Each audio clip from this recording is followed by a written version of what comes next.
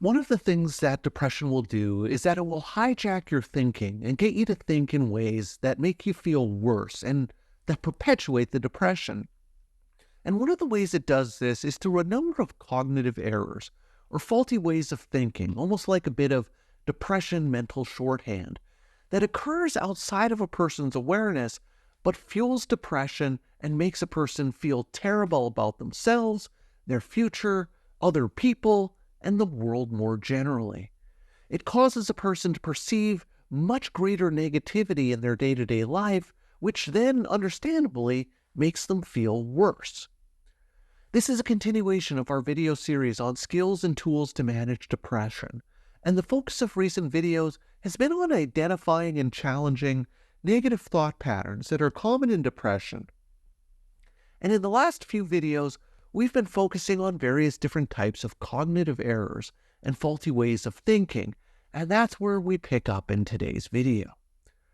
What I want to focus on is 4 more cognitive distortions or negative thinking traps that depression will set for a person who, without knowing it, steps into these thought traps and distorted thought patterns.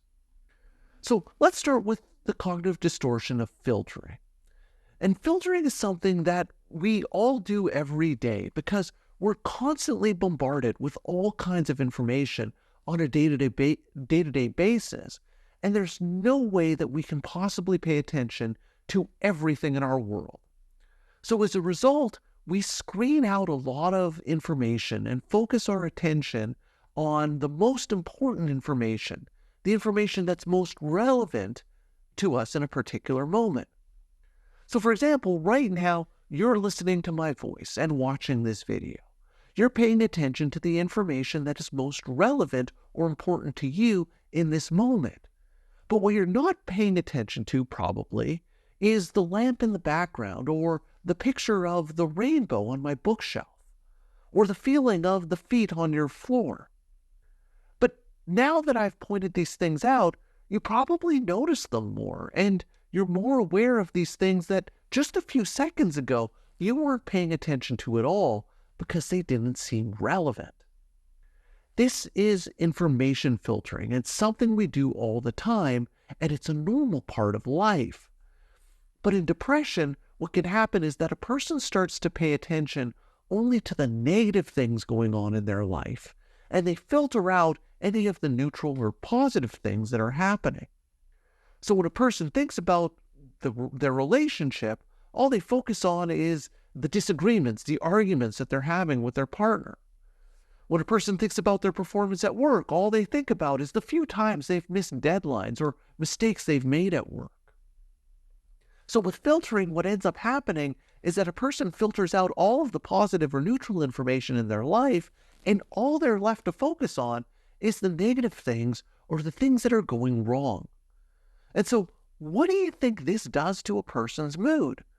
Well, it usually makes people feel worse, and this can result in depression getting worse, and it can result in reduced self-esteem and unhealthy pessimism, which then results in even more negative filtering, which drives a person's mood down, and you end up in one of those depression spirals we always talk about. So what can you do about this? How do you change this negative filtering? Well, the first step is to be aware that you're actually engaging in filtering and to recognize that if you're experiencing depressed mood, it's more likely than not that you're filtering out a lot of positives in your life. The example I like to use is to imagine yourself looking at the Mona Lisa, but all you focus on is the nose, and you think to yourself, how is this great art? It's just a nose. So the idea is when you catch yourself filtering, you need to zoom out, view things using a wider lens, and pay attention to the whole picture. So you're not just focusing on the nose of the Mona Lisa, you're taking a look at the entire picture, including all of the context. Related to this is the cognitive distortion of disqualifying the positive.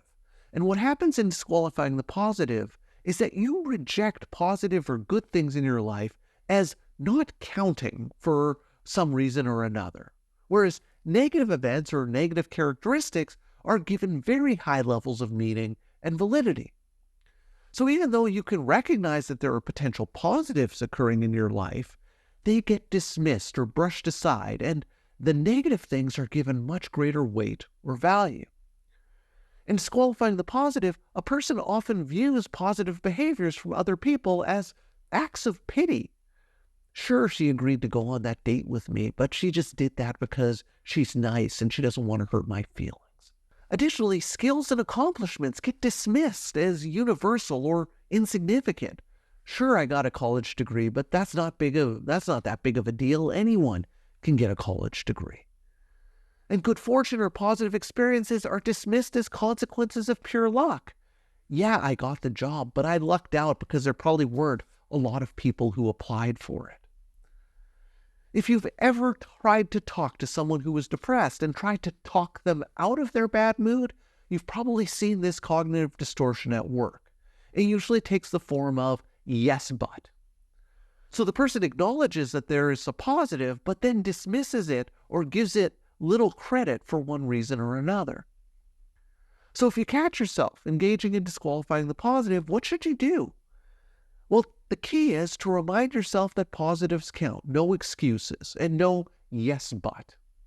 If negatives count, then positives must count at least as equally as much, and you may have to continually remind yourself of that. And this can be challenging at first, but with practice, you'll catch yourself yes butting, and you'll be better able to stop it when it happens. Our next cognitive distortion is emotional reasoning. And what happens in emotional reasoning is that a person uses the presence or intensity of negative emotions as evidence to support the negative emotions themselves. It's this idea that people believe that they have intuition and that their emotions are telling them something, and so they need to listen to those emotions.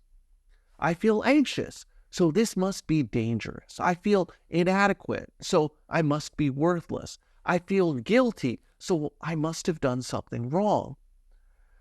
The problem with this is that our emotions get based on interpretations of events and not the events themselves. And so if the interpretation is wrong, I'm going to experience an emotion that doesn't match the situation. So I can feel anxious in a situation that's perfectly safe.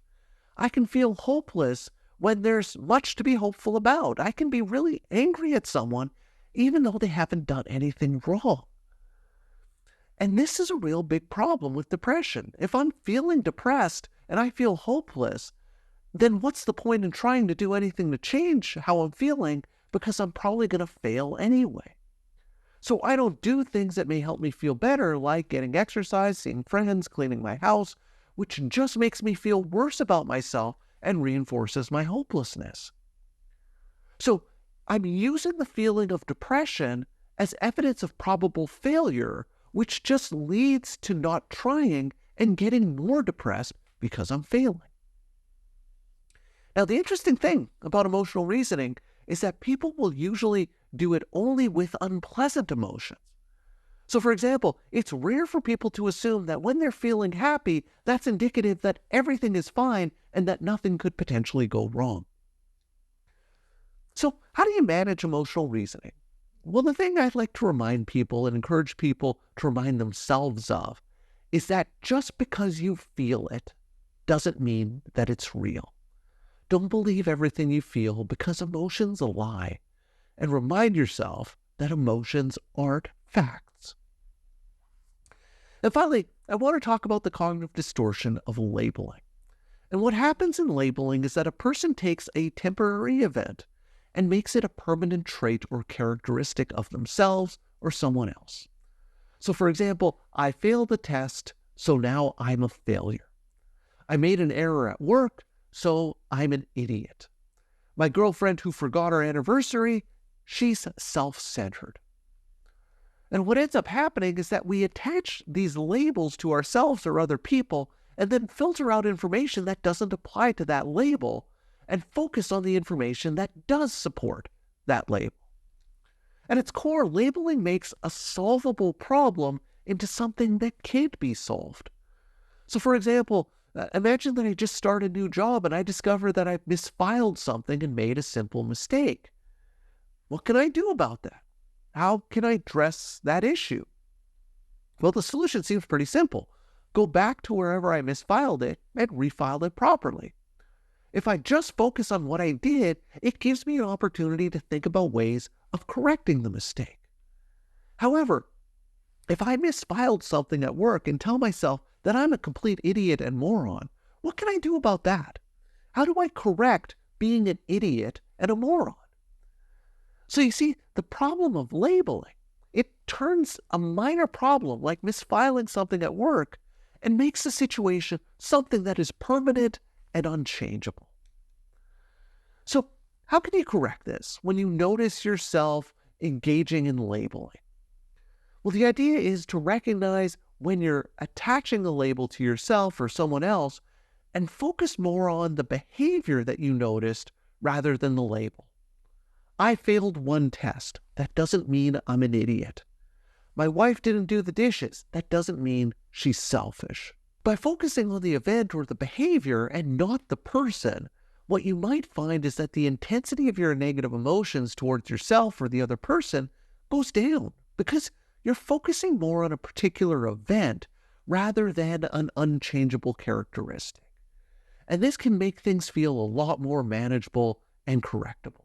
So those are the last of the cognitive distortions. And the purpose for recognizing and understanding these cognitive distortions is to help a person get better at identifying when they're engaging in these negative thinking patterns, particularly recognizing when they occur when you're using a thought record to challenge and reframe negative thinking patterns.